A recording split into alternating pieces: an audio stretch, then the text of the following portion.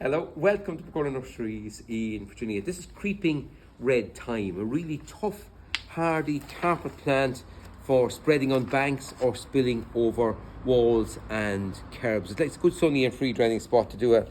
So that's what it does there. This is Thymus coccineus, really tough, hardy, reliable carpeting plant. You can walk on it and then it releases this wonderful fragrance. It flowers for months and it's adored by bees, butterflies and pollinators. Now, it's important to have a good sunny and free draining spot for it to do well.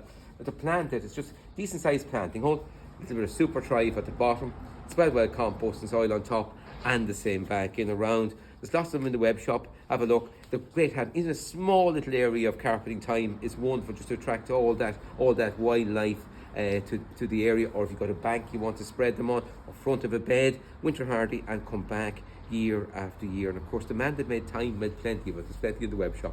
Goodbye for now. Enjoy your garden.